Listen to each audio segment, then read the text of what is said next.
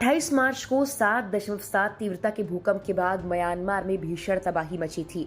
हालात को संभालने की कोशिश हो ही रही थी कि 1 अप्रैल को फिर देश में 2 और भूकंप के झटके लगे। पहले ही 10,000 से ज्यादा मौतों की आशंका जताई जा रही है। ऐसे में एक बार फिर भूकंप के बाद वहां क्या हुआ, क्यों बार बार म्यांमार में भूकंप आ रहे हैं और क्या खतरा अभी टला नहीं, बताते हैं सब कुछ आपको इस वीडियो में। म्यांमार में 1 अप्रैल को 2 भूकंप आए हैं। पहला भूकंप 4.7 तीव्रता का था और दूसरा 4.5 तीव्रता का। पहला भूकंप भारतीय समय के अनुसार शाम 4:31 पर आया, जबकि दूसरा भूकंप शाम को 8 बजे के बाद आया था। वहीं म्यांमार में आए भीषण भूकंप में मरने वालों की संख्या बढ़कर 2,719 हो गई है। हालांकि सैन्य सरकार के मुताबिक ये आंकड़ा 3,000 के पास जाने की आशंका है। घायलों की संख्या 4500 से ज्यादा हो गई है। 441 लोग अब भी लापता हैं, लेकिन मंगलवार को आए भूकंप के बाद जानमाल का कोई नुकसान नहीं हुआ। हालांकि जाहिर तौर पर जिस डर के साए में म्यांमार के लोग जी रहे हैं, उसी बीच में अगर बार बार भूकंप के झटके महसूस किए जा रहे हैं तो उनमें दहशत बढ़ती जा रही है। सवाल ये कि आखिर बार बार म्यांमार में भूकंप क्यों आ रहे हैं, इसके पीछे की क्या वजह है। रिपोर्ट्स के मुताबिक म्यांमार में धरती की सतह के नीचे की चट्टानों में मौजूद एक बहुत बड़ी दरार है, जो देश के कई हिस्सों से होकर गुजरती है। ये दरार म्यांमार के सागाइंग शहर के पास से गुजरती है, इसीलिए इसका नाम सागाइंग फॉल्ट पड़ा। ये म्यांमार में उत्तर से दक्षिण की तरफ 1200 किलोमीटर तक फैली हुई है। ये दरार अंडमान सागर से लेकर हिमालय की तलहटी तक जाती है और पृथ्वी की टेक्टोनिक प्लेट्स के हिलने डुलने से बनी है।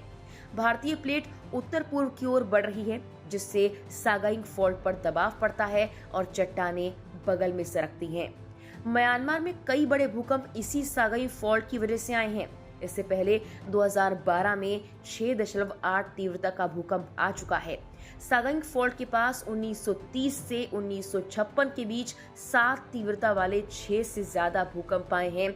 यानी देश में पहले से भूकंप आते रहे हैं और अब एक बड़े भूकंप के बाद लगातार झटके महसूस किए जा रहे हैं। CNN ने एक जियोलॉजिस्ट के हवाले से ये बताया कि इस भूकंप का असर 334 एटॉमिक बम में ब्लास्ट के बराबर था। मौत का आंकड़ा 10,000 से ज्यादा भी हो सकता है। यूनाइटेड स्टेट जियोलॉजिकल सर्वे यानी USGS ने यह आशंका जताई है। वहीं भारत ने म्यांमार की मदद के लिए ऑपरेशन ब्रह्मा शुरू किया है। 29 मार्च को भारत ने 2 नौसैन्य जहाज म्यांमार की मदद के लिए भेजे। इनके जरिए आर्मी फील्ड अस्पताल तैयार करने के लिए सामान और 118 चिकित्सा कर्मियों को भेजा गया। इनके जरिए घायलों की मदद करने की व्यवस्था की जा रही है। इसके अलावा भी 2 और नौसैन्य जहाजों को भेजा गया है। जबकि चीन की बात की जाए तो म्यांमार की मदद के लिए 82 बचाव कर्मियों की एक टीम को शनिवार को पहुंचा दिया गया।